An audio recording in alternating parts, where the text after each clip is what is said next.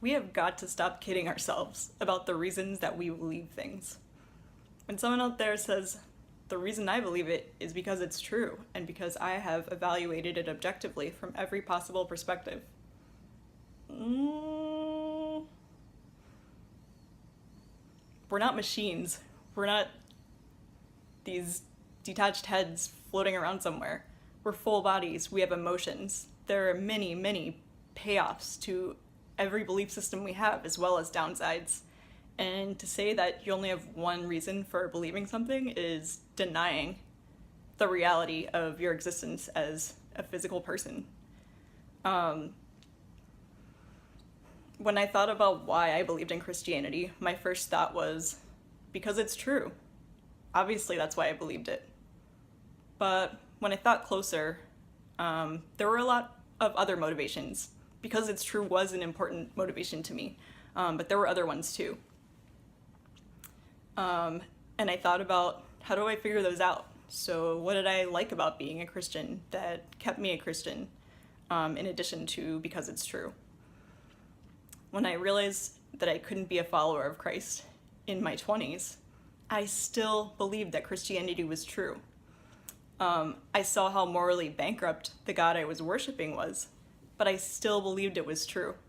And so I'll talk a little bit about that in my next video, but that's what got me started on this trail. So why did I really believe? Kind of have to go back a little bit to think about that more. So when I was 2.5, I thought a lot about hell, and my mom had told me, if you don't ask Jesus into your heart, you will burn forever and you'll be separated from mom and dad. And, when you're 2.5, your mom and dad are your world.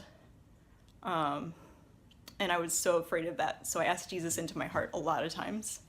And having at least some freedom from that fear and some comfort was really important to me. When I was 5, I got an additional motivation. So all my friends were taking communion at church, but my parents said I couldn't take communion until I got baptized. So I was like, when can I get baptized? I already asked Jesus into my heart. I already believe in this. I love the songs. I love going to church on Sunday morning. I love the people. When can I get baptized? And so I got baptized in my pastor's pool, and then I could take communion, and that was another step into Christianity for me.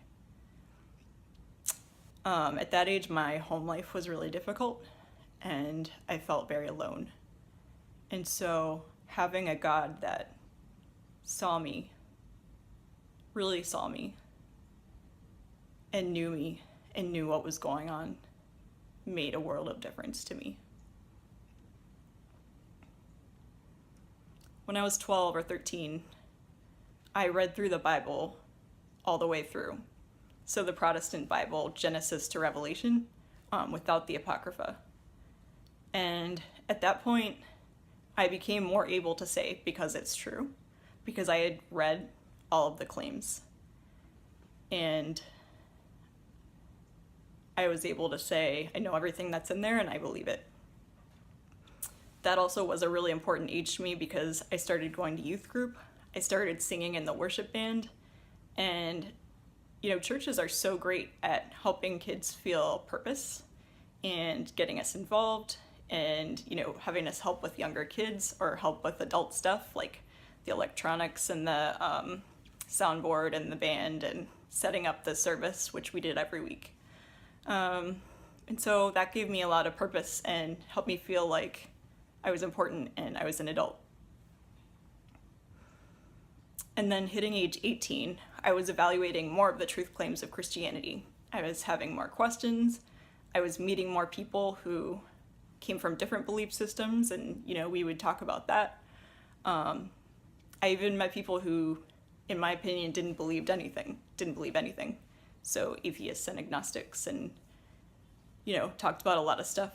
I was reading C.S. Lewis. I was reading just all kinds of books, Francis Schaeffer, and I could still say the more I learned, the more true my faith seemed.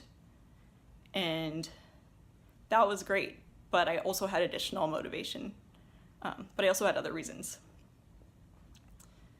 So I loved feeling important. Again, that's a theme. I loved feeling special and different from other people, and kind of chosen to have the truth and to be able to share it with people and help them with their lives. The support of my Christian family and friends meant so much to me, and they weren't just like family, I mean, they were family.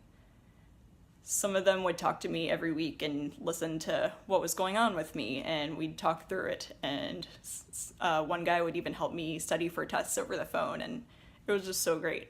I miss that a lot. And I miss the music a lot. And I miss the potlucks a lot.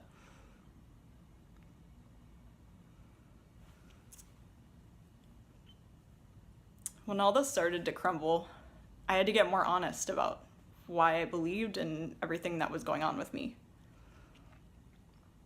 I thought that because I wanted meaning and because I had emptiness inside of me that Christianity filled, that meant that Christianity was true. But what I learned was that just because we want meaning and want purpose doesn't mean that something that offers us meaning and purpose is the thing, is the true thing. I mean, I have an emptiness in my pocket right now that only the job I have now fills. But that doesn't mean that it's the right job or the best job. Meaning and purpose and friends and communities and potlucks, they're all the more valuable when you have to work for them. They're not just handed to you in a package deal that says, here's your meaning and your purpose and your everything. They're all the more valuable because they are hard won.